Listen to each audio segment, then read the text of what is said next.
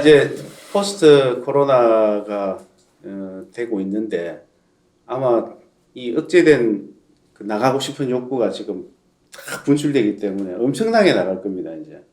특히 청소년들이 지금 벼르고 있는데 청소년들이 나가는 현상은 두 가지죠. 하나는 부모님 따라서 이제 같이 여행 가는 거, 그 다음에 이제 주로 부모님들 의도에 의해서 이렇게 언어 연수를 시키기 위해서 이렇게 외국으로 보내는 경우가 참 많은데, 대안학교나 이런 데서도 보면은 이제 이동 학습이라 그래가 해외 이동 학습을 굉장히 많이 했는데 이제까지 그런 상황을 보면서 제가 이 코로나 이후에 이 해외 여행을 간다든지 해외 연수를 간다고 했을 때 좀 생각해야 될 점들이 좀 생겨나는 것 같아요. 첫째는 그 해외 연수를 간다, 언어 연수를 한다고 했을 때 주로 보면은 박제 언어를 공부합니다. 마닐라나 뭐 이렇게 뭐 세부 같은데 많이 가는데 부모님들이 보내면 가면은 진짜 찜통 같은데 요런데 해놓고 뭐 그냥 하루 종일 공부만 시켜요. 근데 그런 박제된 언어를 가지고 과연 소통할 수 있을까? 저는 그런 의구심이 들고 좀 살아있는 언어를 배웠으면 좋겠다. 살아있는 언어를 배운다는 거는 지역에 들어가서 진짜 교제를 하는 거죠. 친교를 하고 그분들의 문화와 그분들의 어떤 사회적인 어떤 스타일을 배우면서 그 속에서 자연스럽게 언어를 습득해 나가는 거라는 거죠. 사실 언어라는 건 뭡니까? 나를 표현하는 건데 지금 하늘이 굉장히 푸르래요. The sky is blue. 근데 맨날 블루 하나요? 멜랑콜리 할 때도 있고. 그 표현을 못 하는 거예요. 그 지난번에 제가 어떤 대기업 그 인사 담당자를 만났는데 그 토플 점수가 엄청 높은 그 명문대 출신들을 뽑아는 거죠. 뽑았는데 과외를 시키니까 도저히 못 한다는 거예요. 소통이 안 된다는 거예요. 그래가지고 그 친구 나갔대요. 그러면서 느끼는 것이 언어라는 거는 이거는 진짜 소통하는 건데. 예. 그럼 우리 입장에서 교제하고 만남을 위해서 이렇게 언어가 필요한 건데 그런 언어를 갖지 못했다는 거예요. 그래서 생각되는 것이 우리가 해외에 나간다는 거는 학원 같은 데서 가서 또 똑같이 그런 어떤 박제된 언어를 배우는 것이 아니라 살아있는 언어를 배우고 그 문화를 배우고 그들의 삶의 방식을 같이 배우면서 자연스럽게 터득해 나가는 거다라는 생각이 들고요. 특히 두 번째는 청소년들에게 저는 이 성장의 기회가 됐으면 좋겠어요. 지난번에 그 세계 청소년 캠프가 있었는데 그 캠프가 끝나고 나서 거기에서 컴플레인이 왔어요. 불평이 왔는 게 앞으로 한국 청소년 안 받겠다. 한국 청소년들이 얼마나 개념이 없고 이게 미성숙한지 완전 쓰레기장을 해놓고 만들었거든요. 예. 그래 놓고 뭐 나무 같은 데도 보면 이렇게 캠프를 하는데 막 칼로 오려놓고 이러니까 다시는 한국 청소년 안 받는다는 거예요.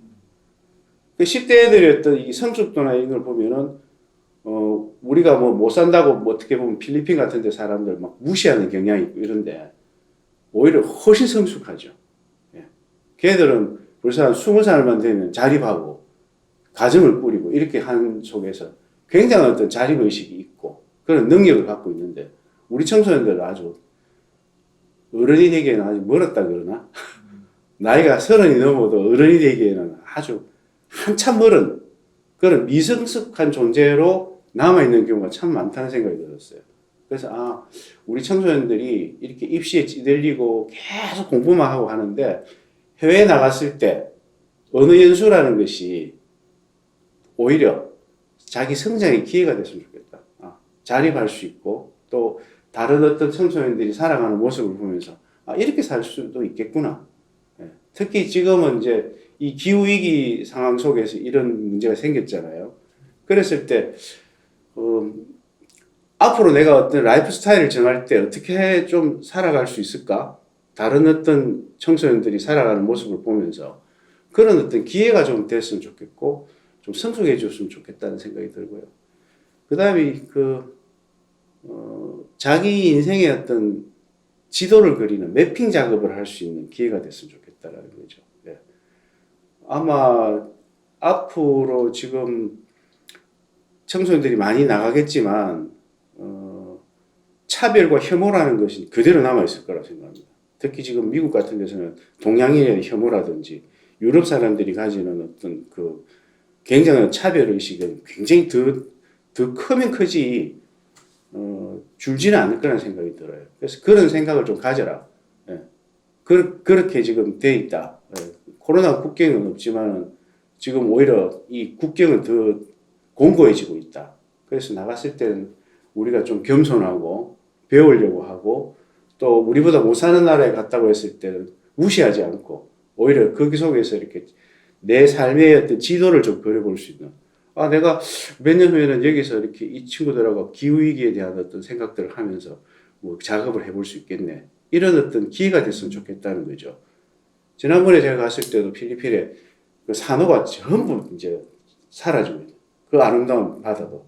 예. 그리고 그 맹글로브 숲이라고 아시죠? 그게 굉장히 그 기후를 보호해주고 이제 하는데 그걸 다 파괴시켰어요. 새우 양식장으로 다 바꾸고 있더라고요. 그랬을 때 이거를 연대해서 이런 어떤 환경운동을 하면 어떨까? 이런 생각도 들고 그런 것들을 조금 더 넓혀나가면 어떤 자기의 어떤 살림, 자기의 어떤 경제적 활동까지도 이렇게 펼쳐나갈 수 있는 어떤 그런 기회가 될 수 있기 때문에 이렇게 우리가 세계인과 연대하여 지구인으로 살아가는 모습들 이런 것들을 이번에 한번 이렇게 나가면 청소년들이 좀 기획할 수 있고 자기 삶에 대해서 매핑 작업을 할 수 있는 그런 기회가 됐으면 좋겠다. 그런 생각이 듭니다.